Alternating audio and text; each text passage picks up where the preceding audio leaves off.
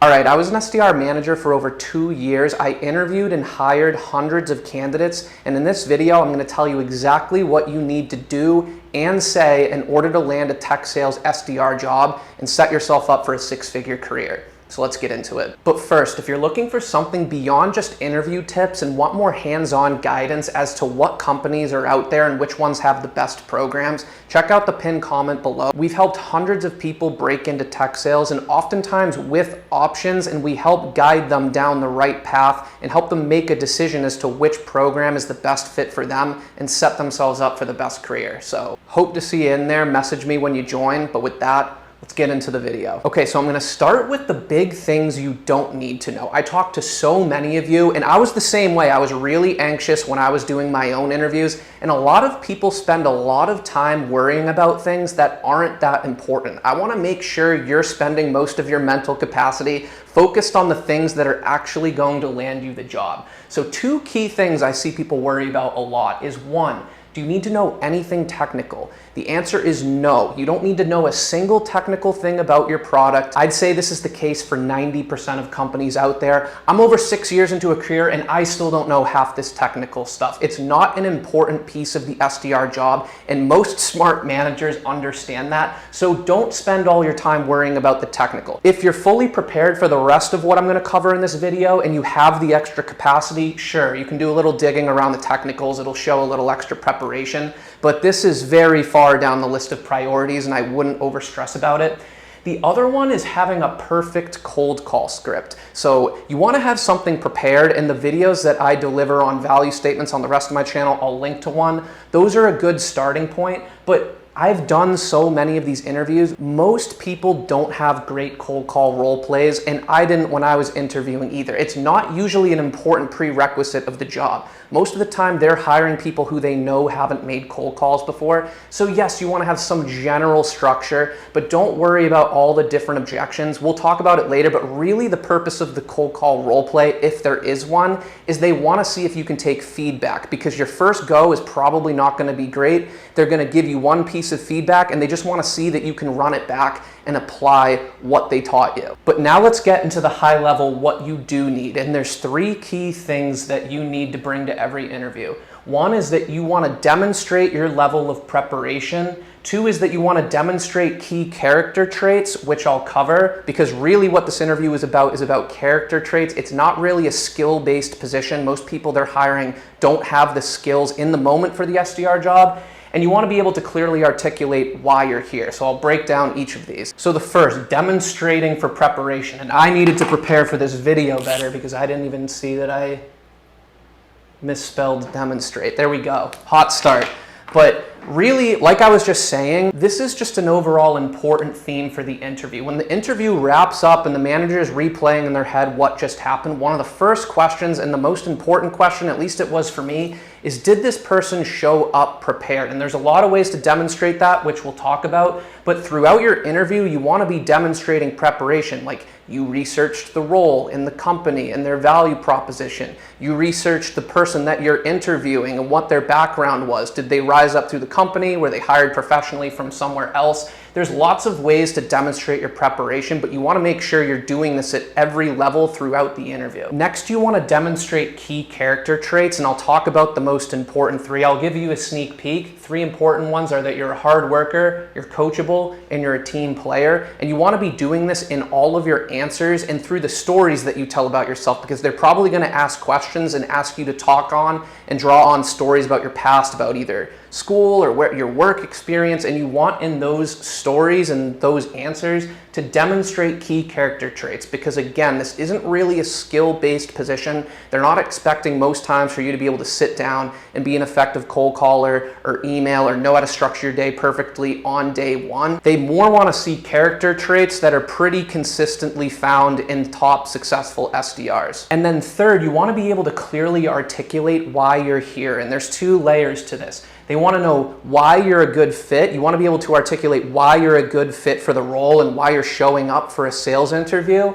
and also why you're doing so at this specific company, because there's lots of SDR jobs out there in lots of different industries, and you chose this specific company to be here today. You want to be able to articulate that. And so now we're going to get into just how you do that, just how you demonstrate prep, you demonstrate the key character traits, and you can clearly articulate why you're here. And I gave you the sneak peek already, but there's 3 qualities. These are the 3 I've always looked for. You can just straight up steal these. If you want to replace one of them with something you know about yourself, by all means, go for it. These are just 3 traits that any smart manager is going to want in a candidate. And that's you're a hard worker, you're coachable, you're a team player. Because from the manager's point of view, they can't be hands-on doing your job for you. So they want to know in every candidate, or at least I did, that when I'm not with them, because I'm not a micromanager, I want to know that this person wants to succeed and they're going to be working hard in my absence. That my job is a coaching job in essence. Like, I can't be the one making the cold calls. That's why I like making these videos. When I give you feedback, are you gonna take that and improve? Are you coachable?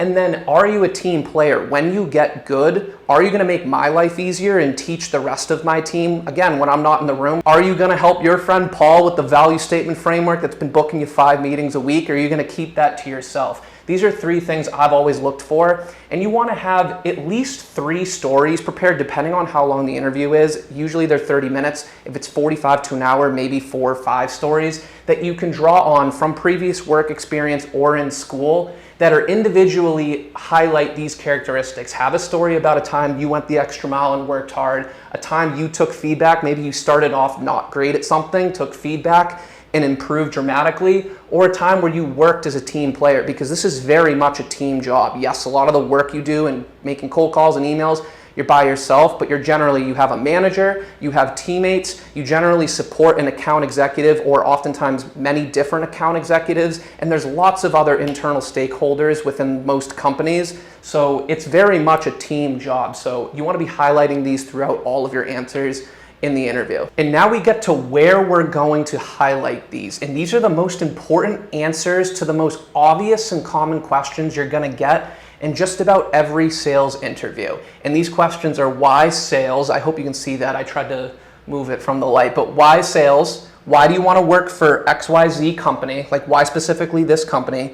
What have you done to prepare? And be able to articulate 3 strengths and 1 weakness. Your 3 strengths, I just gave them to you. I'll talk about weaknesses in a second. And you might be thinking, Connor, really? Do you really think this is some novel video? Why sales? Of course they're gonna ask that. But that's the whole point. It's the most obvious questions that you need to nail, because you're gonna start off every interview with some form of this question. It's either gonna be, why sales? What led you to the interview today? Tell me about yourself. These are all different words, but they're asking the same question, and it's basically your chance to give off a first impression. I know everyone likes to think they're immune to all these psychological principles that are out there and that we don't fall victim to first impressions. I don't believe that. I think we're all human, and if you believe first impressions are important, you better believe that the first answer that you're gonna give in the interview is by far the most important answer. If I asked a candidate, why do you want to go into sales? They're like, what led you to apply for an interview at XYZ company today?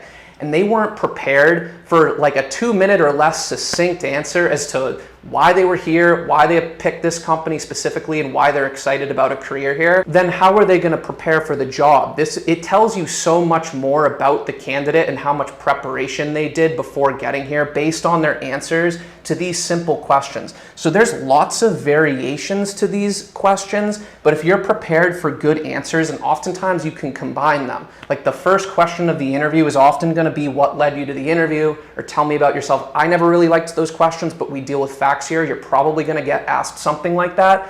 Yes, you can tell them a little bit of your background, but you don't need to start going into your hobbies. Don't do that yet. Do that for after you get hired.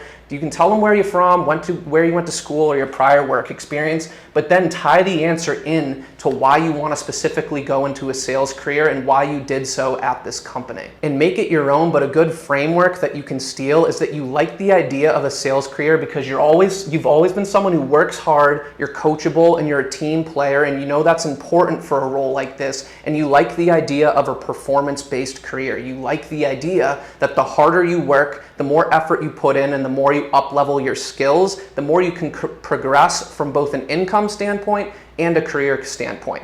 That's an answer you can steal. And notice how I didn't make money the main center of my answer. A lot of people ask that. Yes, you can say you're looking to make a lot of money, but if you get asked why sales and your answer is, yeah, I want to make a lot of money, like, cool, everyone's here because, yeah, there's lots of income growth potential, obviously, but this is your chance, again, to knock it out of the park, and that answer is kind of just going to fall flat. So if you use the framework I just laid out, you do indicate, like, as a manager, I want someone who wants to make a lot of money. Like, I want someone who's fired up. It's going to lead to them working hard.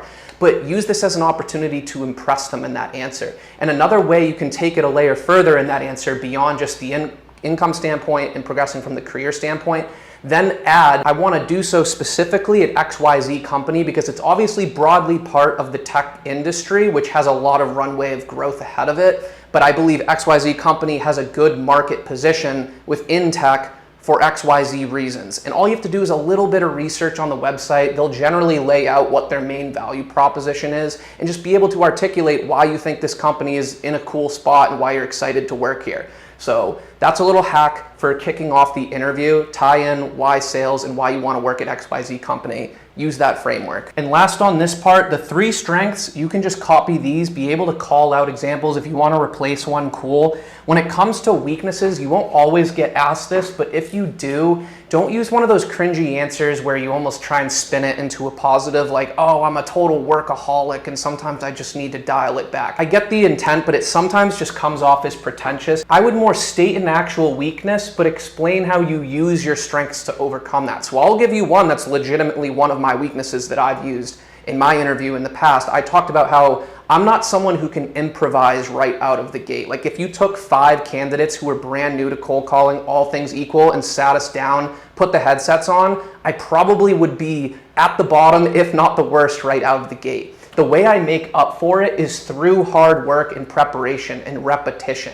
I learn my processes, I take action, I figure out what works, and I very quickly get better over time. So identify a weakness, it shows self-awareness. This is important in sales. There's gonna be things you're not good at throughout the course of your career. You need to be able to identify that, but talk about how your strengths are gonna help you overcome it. All right, so you're doing all that. You're ahead of like 90% of candidates, but if you just want to make sure this is a grand slam interview, the last 5 minutes are arguably as important as the first 25 minutes. And the main reason is that you want to demonstrate, again, it demonstrates your preparation and have effective questions prepared. So I would say to be conservative, you want to have 5 prepared. It's okay to write them down too. You don't have to memorize them. If you're in person, you can tell them I wrote some questions down, or if it's on Zoom, it's pretty easy to just have a notepad of questions off to the right. They won't even be able to see it. Have 5 prepared. I wouldn't ask more than 3 though. A lot of candidates make the mistake of asking, they try and take up as much time and they even go over the time with questions, and I think they believe it's them showing interest, but in the manager's head they're like, is this what this person's gonna be like when I hire them? Are they just gonna have questions for me all the time? So I think 3 good questions is enough for the end of an interview. Even 2 is probably fine. You can tell them a lot of my questions were answered, like thank them, say, yeah, a lot of my questions were answered. Here's some that I have. And when it comes to these questions, again, demonstrate research and demonstrate preparation. You don't want to ask a question that falls flat. Like, can you tell me more about the role? You should more make a statement like, hey, here's the research I've done. On the job description, it says this, this, and this. Based on the other people I've talked to, I know this and this. Is there anything missing that you think is important to the role that I should know to help me best prepare to ramp up quickly? Another good form of a question is to ask them about their career path. You can demonstrate your research by saying, hey, I noticed you started as an SDR, then you worked as an account executive for a couple years, and then went into management. SDR manager is a bit of an off the beaten path. A lot of people don't do that. So they're probably going to have an interesting answer, and it shows your research the same way you would be doing for prospects when you target them. You're doing for the manager. You're almost doing the job on the interview. It's just a little extra way to add value to the question. Another thing to do that will impress the interviewer is close them. You would be surprised. You'd think most candidates do this. Most candidates don't do this, and it doesn't need to be anything fancy. It can be at the very end of the call. You can thank them for the call, maybe tell them what you learned, tell them you're really excited about the opportunity here, and then just say, based on our discussion today, do you think I'd be a good fit for the SDR role at X company? Or do you think I'd be a good fit for the SDR role on your team? A lot of interviewers, if you knocked it out of the park, they'll just start gushing and tell you right there. I know I've done that. A lot of them will keep it close to the chest due to policy. you don't have to worry about that if they do it, but it's just a little thing. Again, you're doing the job in the interview and it doesn't need to be anything fancy. You can use that line right there. And then lastly, this is key, and again, most people don't do this, is follow up with them afterwards. And what most people don't realize, even the ones who do follow up, is you should really try and do this within 30 minutes. 60 minutes max. And the reason for this is because a lot of SDR managers, after an interview, they have to very quickly say yes or no. There's often like a formal sheet they have to fill out with questions, and they grade you compared to other candidates. And a lot of times they make that decision within 30 to 60 minutes. Not always, but it's very common. So a lot of people wait until the end of the day to send this follow-up, and what they don't realize is that didn't impact it. Maybe you got the job anyway, but your follow-up email didn't have an impact. Sometimes this can be the difference, because again, this is what you want to be doing for prospects too when you're actually on the job. Following up is very important. And in the follow-up, here's the framework to follow. Just doesn't need to be anything fancy. Again, thank them for the interview today. Tell them what you took away. You should have been taking notes throughout the interview. If you learned anything, tell them what you took away and why you're excited for the role. And then finish off reminding them why you're a good fit. And you can use these 3 qualities and then tell them you're excited for next steps. If you're doing that, again, you're putting yourself above 90% of candidates, and we don't want to take any chances here. If there's a company or role that you really want, you want to be doing the little things, because it could literally impact the next 3 to 5 years of your career, depending on where you start out, if this was the difference between you getting the job or not. So there's a lot of videos out there on SDR interviews. I've tried to boil it down here to the most important things. If you're doing these things well, I would be shocked if you're not landing the SDR jobs that you want. So hope this helped. If it did, let me know in the comments. Let me know if you have any questions too, and hit that like button, and I'll see you on the next one.